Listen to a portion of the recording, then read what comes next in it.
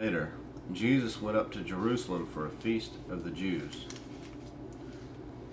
Now, there is in Jerusalem near the sheep gate a pool, which in Aramaic is called Bethsaida, and which is surrounded by 5 covered colonnades, where a great number of disabled people used to lie, the blind, the lame, the paralyzed. One who was there had been an invalid for 38 years. When Jesus saw him lying there and learned that he had been in this condition for a long time, he asked him, "Do you want to get well?" "Sir," the invalid replied, "I have no one to help me into the pool when the water is stirred. While I am trying to get in, someone else goes down ahead of me." Then Jesus said to him, "Get up, pick up your mat, and walk." At once the man was cured. He picked up his mat and walked.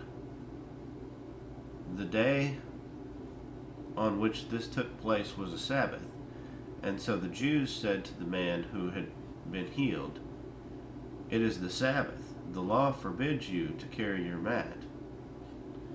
But he replied, "The man who made me well said to me, 'Pick up your mat and walk.'" So they asked him, "Who is this fellow who told you to pick it up and walk?" The man who was healed had no idea who it was, for Jesus had slipped away into the crowd that was there. Later, Jesus found him at the temple and said to him, "See, you are well again. Stop sinning, or something worse may happen to you." The man went away and told the Jews that it was Jesus who had made him well. So because Jesus was doing these things on the Sabbath, the Jews persecuted him. Jesus said to them, "My Father is always at his work, to this very day, and I too am working." For this reason the Jews tried all the harder to kill him. Not only was he breaking the Sabbath, but he was even calling God his own Father, making himself equal with God. Jesus gave them this answer, "I tell you the truth. The Son can do nothing by himself. He can do only what he sees his Father doing. Because whatever the Father does, the Son also does. For the Father loves the Son and shows him all he does. Yes, to your amazement, he will show him even greater things than these. For just as the Father raises the dead and gives them life, even so the Son gives life to whom he is pleased to give it. Moreover, the Father judges no one, but has entrusted all judgment to the Son, that all may honor the Son just as they honor the Father. He who does not honor the Son does not honor the Father who sent him. I tell you the truth, whoever hears my words and believes him who sent me has eternal life and will not be condemned. He has crossed over from death to life.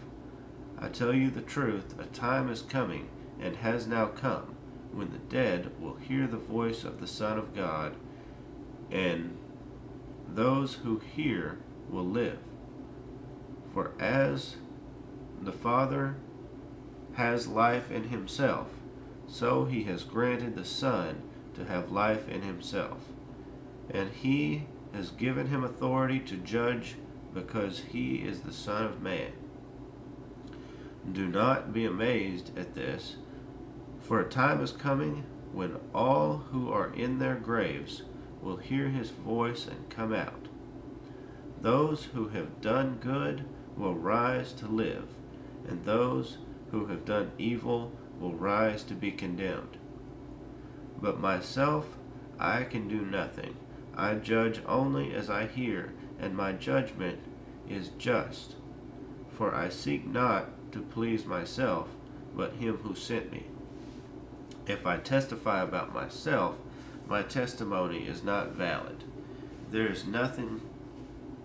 another who testifies in my favor, and I know that his testimony about me is valid. You have sent to John, and he has testified to the truth. Not that I accept human testimony, but I mention it that you may be saved. John was a lamp that burned and gave light, and you chose for a time to enjoy his light. I have testimony weightier than that of John, for the very work that the Father has given me to finish, and which I am doing, testifies that the Father has sent me, and the Father who sent me has himself testified concerning me. You have never heard his voice, nor seen his form, nor does his word dwell in you, for you do not believe the one who he sent. You diligently study the Scriptures, because you think that by them you possess eternal life. These are the Scriptures that testify about me, yet you refuse to come to me to have life. I do not accept praise from men, but I know you. I know that you do not have the love of God in your hearts. I have come in my Father's name, and you do not accept me. But if someone else comes in his own name, you will accept him. How can you believe if you accept praise from one another, yet make no effort to obtain the praise that comes from the only God? But do not think I will accuse you before the Father. Your accuser is Moses,